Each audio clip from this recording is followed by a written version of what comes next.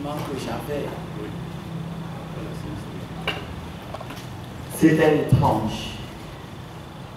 C'était étrange. Je pense qu'un de vos confrères a parlé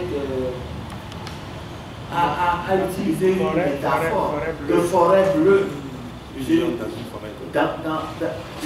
C'était étrange de se retrouver dans cet hémicycle avec cette configuration. Ça avait l'air de quelque chose de surréaliste. Et je peux vous dire qu'il faut être solide pour accepter de le faire. La tâche ne va pas être facile, mais c'est parce que nous sommes convaincus que nous devons nous battre pour notre pays, que nous allons continuer à le faire. Dans tous les cas, on les a prévenus. Il ne faut pas qu'ils s'attendent à ce que nous arrivions là-bas et que nous les regardions faire. Nous parlerons au nom de ce peuple et nous alerterons le peuple à chaque fois. Nous lui dirons ce qui se passe là-bas pour que ce peuple prenne ses responsabilités au moment où il aura décidé, parce que c'est le peuple qui est souverain. Ça, il faut qu'on le lui rappelle et qu'on le rappelle à celui qui se croit tout puissant et capable de faire tout ce qu'il veut.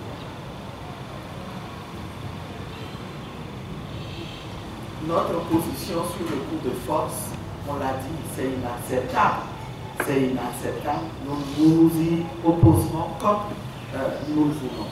Vous savez, hier, notre collègue Oignan nous a rapporté que lorsqu'il essayait de faire comprendre qu'on ne peut pas accepter que cette constitution soit appliquée, je vais taire le nom, mais un ministre député qui a occupé des responsabilités importantes dans ce pays lui a rappelé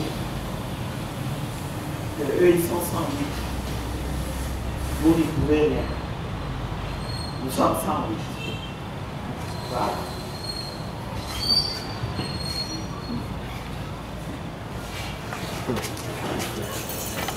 Le contexte de liste dans c'est dommage que Tarbonne n'ait pas pu se libérer cet après-midi parce qu'il est en ce moment retenu assez vieux. Sinon, il aurait bien aimé vous donner son exemple aussi. Je voudrais vraiment commencer par la question relative aux droits de l'homme et à l'éventualité que nous soyons confrontés à une répression beaucoup plus forte de la part de ce régime. Hier, j'avais déjà dit à un de vos confrères, après la session de droit, lorsque j'ai été interviewé, la question des droits de l'homme, des violations des droits de l'homme, était un des défis auxquels nous devons faire face en tant qu'élus du peuple et contribuer à faire en sorte que les droits de l'homme soient respectés dans notre pays, à ce qu'il y ait véritablement une émergence d'une culture de respect des droits de l'homme. Et je voudrais dénoncer. J'ai déjà eu l'occasion de faire une sortie sur Facebook et je peux vous dire que la DNP est en lien avec les organisations de défense des droits de l'homme pour s'assurer que nos enfants, parce que ce sont des enfants, ils sont à peine sortis de l'adolescence, que par humanisme, au moins, on les sorte de là où ils sont. Parce que ce n'est pas leur place d'être en prison ou d'être retenus au service des renseignements à la veille des examens. quand même, montrons un visage plus humain et sortons ces jeunes qui n'ont commis aucun crime. Le seul crime, c'est de s'être exprimé sur une constitution qui est contestée, de dire comment l'immense majorité des 8 millions et quelques de Togolais le pensent. Nous n'en voulons pas, même au sein du livre. Les gens n'en veulent pas, mais ils ont peur de parler. Et donc, ces jeunes-là, naturellement, pourraient servir de modèle à d'autres. Et c'est ce qu'on craint. C'est pour ça, parce qu'on veut étouffer dans l'œuf toute contestation. C'est pour ça qu'on les arrête dans cette condition-là. On les piège. Ils ont été piégés. Et on les garde alors qu'il n'y a rien de consistant à leur reprocher. Oui, ça fait craindre des lendemains difficiles pour les droits de l'homme au Togo. Mais nous devons tous être résilients. Nous devons comprendre que cette contestation-là est un devoir. On ne peut pas nous imposer une constitution que nous n'avons pas choisie. On ne peut pas nous l'imposer, surtout lorsqu'on sait qu'on l'a élaboré, on l'a conçu contre nous, contre nos intérêts. C'est-à-dire que parce qu'on est coincé et qu'on est obligé à un terme donné de passer la main conformément à la limitation de mandat qui est en vigueur dans la Constitution en cours, eh bien, on se dit c'est très facile. On change les règles du jeu. Et ça, nous ne pouvons pas l'accepter. Nous ne pouvons pas l'accepter. Donc, nous devons tous continuer ce combat-là. Et nous ferons attention. Nous devrons être solidaires à chaque fois qu'il y aura des victimes de ce régime pour les soutenir, les défendre et les sortir des griffes du régime. C'est ce que nous commençons déjà à faire à la DNP et nous remercions nos compatriotes de la diaspora qui ont rendu public ce dossier-là, parce que c'est à travers eux que nous avons su qu'il y avait ce cas-là grave de violation de droits de l'homme. Donc, oui, attendons-nous à des lendemains difficiles, mais soyons prêts, nous aussi, à y répondre.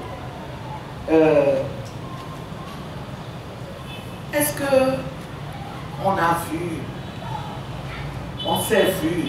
Oui, on s'est vu. On s'est vu. Mais je vous en prie, on s'est vu, on se parle, mais je vous en prie, dans l'intérêt de tous, dans l'intérêt de la lutte que nous menons, permettez-moi de ne pas rentrer dans les détails. Les 5 auraient pu se voir la veille de cette rentrée parlementaire, mais ça n'a pas pu se faire. Et depuis, les contacts continuent. Donc, laissez-nous le temps et donnons un maximum de chance à cette union-là de se constituer. Et vous verrez, ce sera bénéfique pour tous les Togolais. Je vais à présent passer la parole. J'ai pu y accéder le premier jour sur les plateformes. Quand on a commencé à distribuer la version qui a été publiée ce 21 hier dans la matinée. Mais avant cette publication au journal officiel, nous n'avions aucune idée du contenu. Et j'ai vu des informations sur les plateformes de recherche qui ont été faites et qui montrent qu'en réalité, le texte date du 19. Donc on peut se demander est-ce qu'il existait même le 6 au moment où il y a eu promulgation. Mais nous avons remarqué que souvent, dans les habitudes de ce régime, on fait référence à des décrets dont on ne donne même pas les références. Vous allez chercher, vous ne trouvez nulle part. On avait déjà émis cette hypothèse qu'on gouverne de manière curieuse. On annonce un texte qui n'existe pas. On vous l'applique. Vous voulez aller le chercher, vous ne le trouvez pas. Et après, eh bien, ce texte apparaît. Et on s'est interrogé sur la question de savoir est-ce qu'on n'a pas l'habitude d'antidater des textes qu'on produit a posteriori. C'est des hypothèses qu'on émet.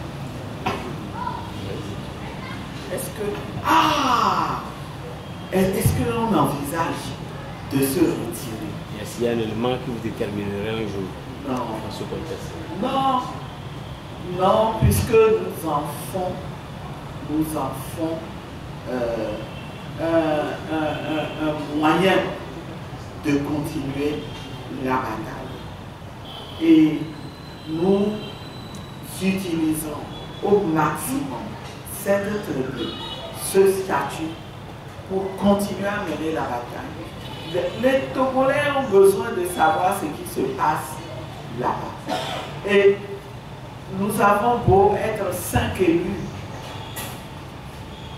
j'ai tendance même à penser que nous sommes de véritables élus. Lorsqu'on sait les aspirations des Togolais au changement. Donc, nous nous sentons redevables devant ce peuple. Et par respect, je l'ai déjà dit, par respect pour les électeurs qui se sont déplacés et qui nous ont choisis, eh bien, il faut assumer nos responsabilités. Nous continuerons à le faire, à moins qu'il se crée une situation dans laquelle eh bien, nous sentons que le peuple nous demande vraiment de se retirer, là aussi, comme une stratégie pour poursuivre la bataille. Justement, avant